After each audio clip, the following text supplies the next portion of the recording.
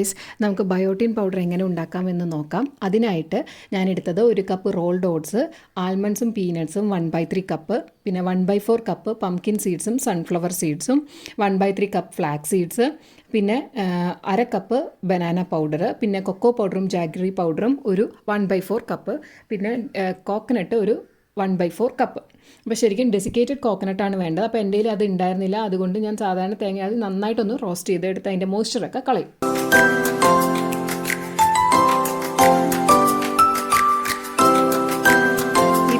Powder use ചെയ്യുന്നത് എന്തിനാണെന്ന് വെച്ച് കഴിഞ്ഞാൽ നമ്മുടെ ബോഡിയിലുള്ള ന്യൂട്രിയൻസിന് എനർജി ആയിട്ട് കൺവേർട്ട് ചെയ്യാൻ ഇത് സഹായിക്കും. അതുപോലെ നമ്മുടെ ഡൈജഷൻ ശരിയാവാൻ, പിന്നെ നമ്മുടെ വെയിറ്റ് ലോസിന് ഹെൽപ്പ് ചെയ്യും.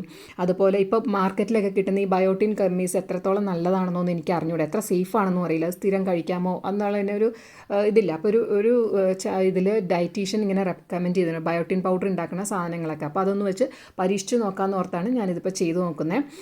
ഞാൻ എന്നിട്ട് ഇതുകൊണ്ട് നമുക്ക് ഈ ബയോട്ടിൻ പൗഡർ നമുക്ക് സാധാരണ വെള്ളത്തിൽ കലക്കിയോ ചൂടുവെള്ളത്തിൽ കലക്കിയോ കുടിക്കാം, അല്ലെങ്കിൽ പാലിൽ കലക്കി കുടിക്കാം, അതല്ലെങ്കിൽ ഷെയ്ക്കായിട്ടോ സ്മൂത്തി ആയിട്ടോ അതിൽ ചേർത്ത് കഴിക്കാം ഒക്കെ ചെയ്യാം. അപ്പോൾ ഇത് സ്ഥിരം കഴിക്കണോണ്ടും കുഴപ്പമില്ല. കാരണം നമ്മൾ എടുക്കുന്ന സാധനങ്ങളെല്ലാം നല്ല സാധനങ്ങളാണ്, നല്ല ക്വാളിറ്റി ഉള്ള സാധനം തന്നെയാണ് വാങ്ങിച്ചതും. അപ്പോൾ നമ്മൾ ഈ ഗുളികയൊക്കെ കഴിച്ച് ഡെഫിഷ്യൻസി മാറ്റുന്നതിനേക്കാളും എത്രയോ നല്ലതാണ് ഇതെന്ന് തോന്നിയാണ് എനിക്കിതൊന്ന് പരീക്ഷിച്ച് നോക്കാൻ തോന്നിയത്. അപ്പോൾ പീനട്ട്സ് മാത്രം കുറച്ചധികം നേരം ചെയ്യേണ്ടി വരും, കാരണം അത് ആവാനായിട്ട് കുറച്ച് സമയം എടുക്കും. അതുകൊണ്ട് അത് മാത്രം ഞാൻ സെപ്പറേറ്റ് ഇട്ട് വേറെയാണ് ചെയ്തത്. അതിനൊരു ബ്രൗൺ കളർ വന്ന് പൊട്ടി തുടങ്ങുമ്പോഴൊക്കെയാണ് അത് മാറ്റുന്നത്. അതുപോലെ കോക്കനട്ട് എൻ്റെ ഒറിജിനൽ മറ്റേ സാധാരണ ഈ ചിരണ്ടി എടുത്ത തേങ്ങ ഉണ്ടായിരുന്നു, ഉണങ്ങിയ തേങ്ങ ഉണ്ടായിരുന്നില്ല. അതുകൊണ്ട് കുറച്ചധികം ഞാനൊന്ന് അതിൻ്റെ മോയ്സ്ചറൊക്കെ പോകാനായിട്ടൊന്ന് റോസ്റ്റ് ചെയ്തെടുത്തു. അപ്പോൾ ഇനി ഇതെല്ലാം ഓരോന്നോരോന്നായിട്ട് നമുക്ക് പൊടിച്ചെടുക്കണം. ആദ്യം ഞാൻ പൊടിച്ചത് ഓട്സാണ്.